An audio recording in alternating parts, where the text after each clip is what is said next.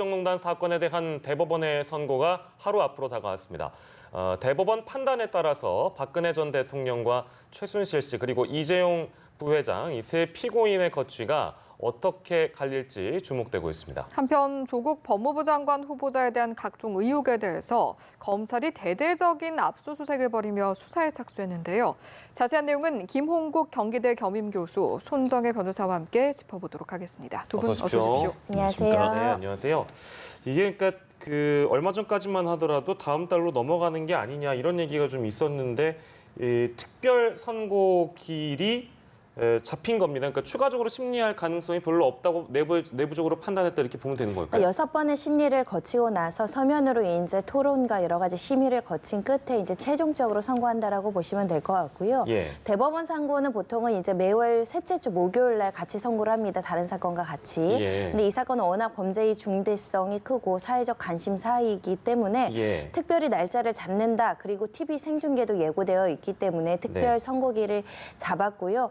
아마도 선고 내용 대부분은 그 앞서 다른 사건들처럼 TV 생중계할 가능성이 매우 높습니다. 네, 그러니까 그 특별 선고 기일이라는 것이 그냥 말 그대로 통상적인 선고 기일이 아니라 이건 이제 굉장히 국민적으로 뜨거운 관심사니까 특별히 우리가 이 날짜를 지정해서 선고한다. 뭐 이런 내용이라는 말씀이시죠? 예. 이런 얘기가 있네요. 대법원이 판단을 내려도 이게 확정 판결이 아니다. 이건 무슨 얘기입니까? 그러니까 대법원에서 할 수 있는 게 이제 파기 자판 그리고 파기 환송 이렇게 두 가지로 분류할 수 있는데요. 파기 자판이라는 건 예. 대법원에서 아예 최종적으로 어떤 법리를 설시해서 결론을 내린다는 겁니다. 네. 그렇게 이제 정리가 될 수 있고요. 만약에 대법원에서 다시 심리를 했는데 2심의 판결이 조금 법리적으로 모순이 있거나 문제가 있거나 다시 심리를 해야 된다. 예. 보강해서 심리를 더해야 된다. 이런 판단이 들면 예. 항소심인 고등법원으로 다시 사건을 보내죠. 그게 파기환송이라고 말씀드릴 수 있는데 네. 이 파기환송이 이루어지는 대표적인 것은 대법원이 봤을 때는 기존 법리에 따르면 이런 부분은 제대로 판단하지 못했으니까 다시 한번 해봐라. 근데 이번 사건은 워낙에 복잡하고 예. 특히 같은 쟁점에서 다른 재판부끼리 서로 모순된 다른 판단이 내려온 사건이기 때문에 네. 다시 돌려보내서 구체적으로 다시 심리해봐라 돌려보낼 가능성이 있습니다. 네. 네, 알겠습니다. 저희가 어떤 부분들이 내일 쟁점이 될 것이냐 이것도 한번 짚어봐야 하는데 아무래도 뇌물의 범위를 어디까지 좀 인정을 할 것인가 이게 좀 큰 줄기가 되지 않을까 싶습니다. 어떻게 보십니까? 그렇죠. 과연 그동안 여러 가지 이제 뇌물에 대해서 엇갈린 입장들이 있었습니다. 그리고 예.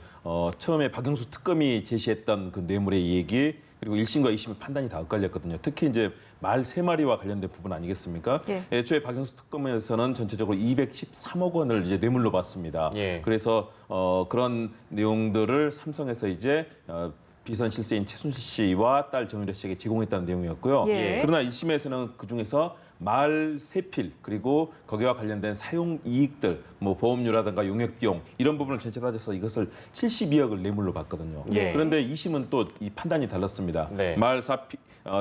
이것은 말은 소유권은 삼성에 있기 때문에 네. 빌려탄 이 사용 이익만 따진다. 그래서 결국은 이제 36억 원이 됐습니다. 그렇다면 1심과 2심 판단 72억과 또 36억의 차이가 있거든요. 그런데 중요한 예. 것은 50억이라는 경계선이 있습니다. 특정 경제가중처벌법에 따르면 네네. 이 경계선상에 따라서 형량을 정하는 기준이 크게 달라지기 때문에 예. 과연 말 세필의 기준을 어느 정도 1심의 판단과 2심의 판단이 어떻게 다를 것이냐 예. 그 부분에 대해서 이제 많은 관심을 갖고 있는데요. 이 뇌물 적용에 따라서 잘못하면 만일의 경우 여기서 판단이 이제 그렇게 될 경우에는 네. 집행유예 선고를 이재용 부회장이 받지 않았습니까? 예. 집행유예가 되지 않고 예. 다시 수감될 수도 있다. 그런 측면에서 형량에도 다 영향을 미치고요. 예. 그러니까 박근혜 전 대통령 그리고 최순실 씨 그리고 이재용 부회장 형량에도 다 영향을 미칠 수 있기 때문에 예. 대법원의 최종 판단 이 부분이 이 뇌물의 액수를 산정하는 데서 가장 중요한 기준이 될 것으로 보입니다. 네, 기본적인 설명을 좀 해주셨는데 형량을 좀 저희가 따져볼까요? 만약에 이게 그 말 3마리, 그러니까 말 3필의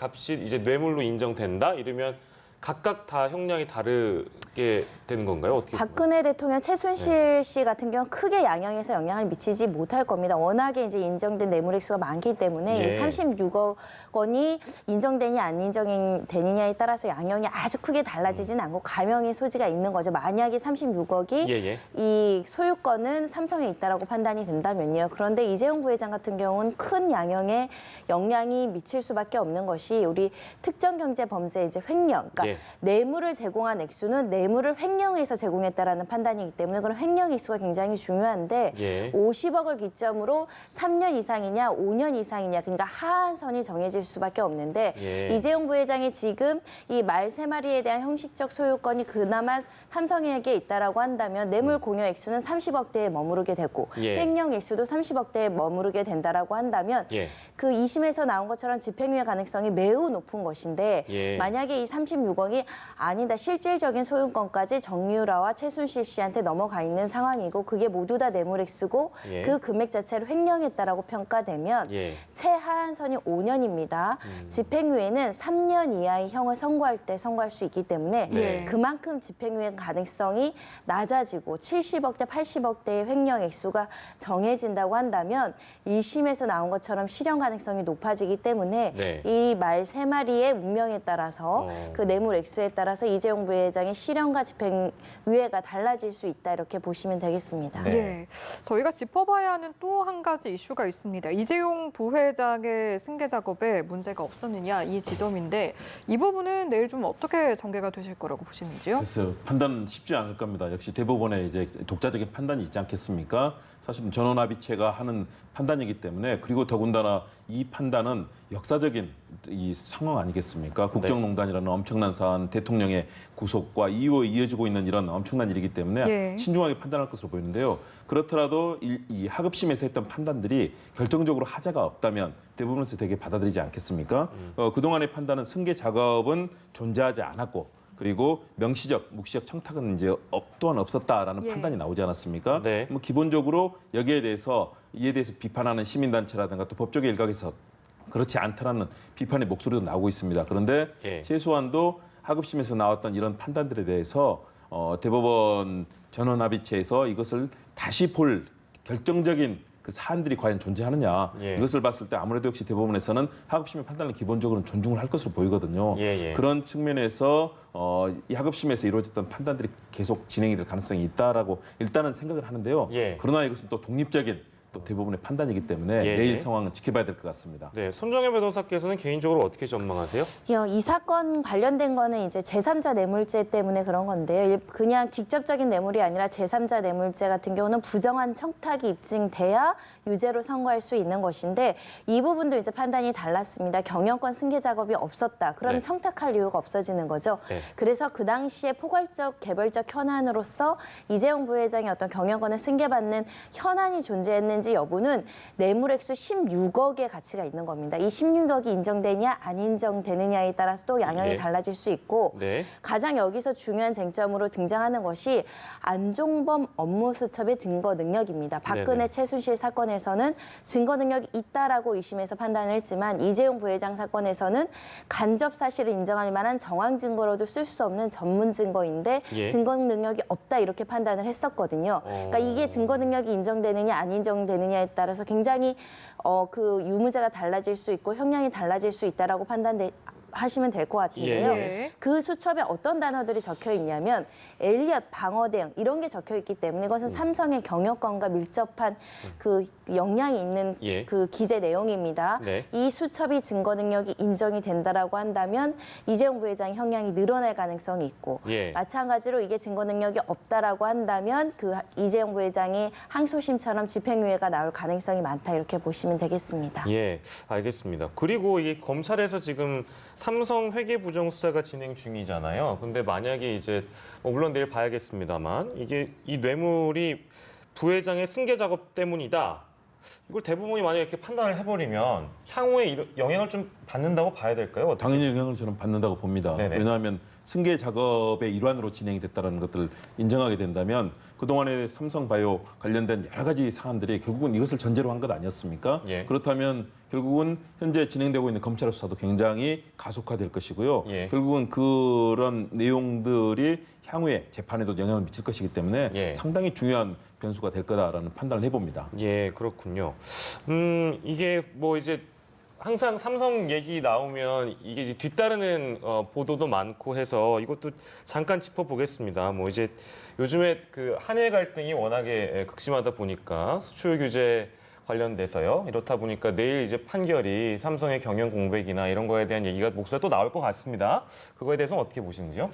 일단 대법원이 과거에는 그런 상황들을 많이 고려를 했습니다. 그러나 네. 지금은 시대적 상황이 많이 바뀌었다고 봅니다. 이런 경영의 이 틀들이 기업이라든가 그룹의 전체에 큰 시스템이 돼 있기 때문에 네. 과거에 총수의 공백이 있다고 해서 기업 경영에 결정적인 영향을 미치지 않는다. 그리고 특히 이런 법률적인 측면에서 이루어지는 잘못된 그 관행들에 대해서는 이제는 과감히 바꿀 때가 되지 않았나 이런 판단들을 지금 법원에서 많이 하고 있거든요. 예. 저는 대법원에서도 아마 그렇게 판단할 거라고 봅니다. 예, 예. 이런 상황들이 있더라도 결국은 그런 기업 경영 차원에서 열심히 자구 노력도 하고 또 그동안의 그런 시스템을 발휘할 수 있기 때문에 예. 그런 부분에 총수의 그런 공백을 우려해서 예. 법원에 결정 영향을 미친다. 이제는 좀 그런 상황은 아닌 것 같고요. 예, 예. 그런 측면에서 대법원이 냉정하게 이 사안을 판단하고 결정을 내려줄 걸로 판단합니다. 예. 네, 알겠습니다. 당장 내일 판결이 이뤄질 예정이니까요. 저희가 어떤 결과가 나올지 좀 주시해서 보도록 하고요. 네. 다음 주제로 넘어가 보도록 하겠습니다. 조국 법무부 장관 후보자에 대해서 압수수색이 이루어졌습니다. 일단은 앞서 좀 이런 유사한 사례가 있었던 전례가 있나요? 공직 후보자의 청문회를 수일 앞둔 상황에서 검찰이 전격적이고 신속하게 외부에 많이 공개하지 않은 상황에서 압수수색을 다수하는 것은 이례적이고 처음 있는 일이기 때문에 국민들도 좀 놀란 측면이 있고 청와대나 각종의 관계인들도 모두 놀란 상황이긴 합니다. 당혹스럽다라고 이야기해야 맞지 않을까 생각이 드는데요. 어찌됐든 과거에 볼 수 없었던 이례적인 조치였기 때문에 많은 사람들이 그 의도에 대해서 해석하고 있지만 검찰에선 어찌됐든 국민적 관심사인데 증거가 인멸되기 전에 신속한 수사를 통해서 진실을 밝히는 것이 검찰의 의무이기 때문에 이런 조치를 할 수밖에 없었다라고 지금 밝히고 있는 상황이고요. 예. 명확하게는 조국 후보자의 집이나 자택이 아니라 관계된 지금 입시 부정과 관련된 학교들 그리고 사모펀드나 운동학원과 관련된 그 관계자들의 어떤 사무실이나 집 이런 데가 압수수색됐다고 보면 될 것 같고요. 지금 그 조국 후보자가 피의자로 지목이 된 것이냐에 대한 것은 좀 불분명합니다. 명확하게 확인이 되진 않고 있지만 예. 압수수색이라는 것 자체가 강제 수사를 개시하는 첫 발을 떼고 있다라고 보기 때문에 고소고발과 상관없이 검찰에서 수요일 동안 사건을 좀 많이 보고 첩보도 많이 내사 준비를 했다라고 보이고요. 예. 그 과정에서 일부의 혐의점을 찾아가고 있는 것이 아닌가라고 해석이 되는데 그 일부의 혐의점이라는 것은 조국 후보자 본인일 수도 있고 아니면 예. 관계자들의 혐의점일 수도 있기 때문에 현재로서는 조국 후보자의 어떤 혐의점이 발견됐다 이렇게 해석하기에는 좀 무리가 있습니다. 예, 저희가 또 짚어봐야 할 부분이 검찰 내에서 수사를 하는 주체가 바뀌었다라는 지점이거든요. 어떻게 바뀌었고 또 어떤 의미, 어떤 차이가 있는지 짚어주시죠. 형사 일부에 배당됐던 것으로 전해졌는데 지금 압수수색 이후 확인되고 있는 것은 특수부에 배당이 됐다라는 겁니다. 보통의 예. 특수부 같은 경우는 정말 수사의식을 강력하게 가지고 대규모의 수사단을 꾸려서 정말 철저하게 수사를 하려는 그리고 전문성이 많이 보장되는 부분에 있어서 열의를 가지고 했을 때 특수부를 배당한다 이런 인식을 갖게 되는데 이 사건 같은 경우에도 특수부로 배당을 했다라는 것은 정치 권력계의 눈치와 상관없이 철저한 수사로 진실을 가리겠다는 의지를 담고 있다라고 보시면 될 것 같고요. 예, 예. 이 수사가 보여주기식 수사다 뭐 이렇게 지적하는 일각의 의견도 있지만 이 특수부에 배당됐다라는 것은 앞으로 수사 과정에서 굉장히 철저하게 대규모로 수사가 진행될 가능성이 높다라고 보시면 되겠습니다. 네, 그 지점에 대해서 잠깐만 정치적인 해석을 하는 분들이 덜어 있는 것 같아서 그러니까 보여주기식 수사다. 그러니까 검찰 내부의 이슈라고 해야 될까요? 뭐 향후 검경 수사권 조정에서 어느 정도의 유리한 위치를 점하고자 이런 압수수색을 벌인다라든지 뭐 이런 여러 해석들이 있습니다. 압수수색을 왜 하필 이 시점에 하는가? 그것도 지금 이 대대적으로 조국 후보자에 대한 의혹 보도가 이루어지고 있는 상황에서 압수수색을 한다. 기타 등등 여러 가지 해석이 있습니다. 어떻게 보세요? 거기에서 전격적으로 했는데 그런 내용들이 전혀 이 여러 가지 걸러지지 않은 채 유출이 되고 공표가 되고 그 사실들에 대해서 확인할 수 있는 길들이 지금은 국민들은 없지 않습니까? 그러면 예. 여론 영향을 미칠 수밖에 없고요. 그런 측면에서 일단 그동안의 검찰의 이 행태를 본다면 과거에 권력지향적이고 우리가 바로 비근하게 최근 사례 보면은 김기춘 전 비서실장이나 우병우 민정수석이 바로 검찰을 좌지우지하면서 사실 국정을 농단하고 검찰을 사실상 권력기관을 하지 않았습니까? 예. 이제는 그러지 않아야 될 텐데 검찰이 스스로 이런 흐름들을 스스로 권력기관화돼서 예. 앞으로도 또 예를 들어 조국 법무장관이 됐다. 됐을 경우에는 사실은 그동안 확보한 자료를 통해서 조국 장관을 흔들 수도 있는 것 아니겠습니까? 네. 그렇기 때문에 검찰이 제대로 역할을 해야 된다 그런 목소리가 있는 거고요. 저는 특히 좀 주목하는 부분이 국회 인사청문회는 정치권에서 이루어지는 소위 말해서 민주주의 3권 분립의 축인 사법부가 입법부에서 진행되는 인사청문회, 국민들께 과연 이 사람이 국민들께 봉사할 수 있는 법무장관 후보로 적격한가 이걸 판단해야 되는 지점이거든요. 예. 그런데 그 사안을 보지 않은 채 사법부가 전격적으로 입법부의 행위에 개입했다. 이것은 민주주의 3권 분립에 사실은 심각한 우려를 줄 수 있는 지점이거든요. 예. 그런 측면에서 이왕 시작됐으니까 검찰은 정말 공명정대하게 해야 되고요. 예. 이런 피의 사실 공표라든가 또는 내용들이 유출되면서 도리어 이게 정치적으로 악용되는 상황들은 절대 있어서는 안 된다. 검찰이 예. 제대로 공정하고 객관적으로 수사해야 앞으로 이런 것들이 국민들의 신뢰를 받을 수 있기 때문에 예. 정말 검찰에 신중하면서도 또 단호하게 이 사안을 처리해야 된다고 봅니다. 예. 검찰의 움직임 저희가 이제 나름 보고 있는데 압수수색과 함께요. 가족들에 대한 출국 금지 조치를 했습니다. 알려져 있습니다. 이건 어떻게 봐야 될까요? 일단 관련된 부분에 있어서 진술이 필요한데 혹여라도 이제 출국한 이후에는 수사가 장기화될 것을 우려해서 출국 금지 조치를 했던 것은 아닐까 생각이 들고요. 네네.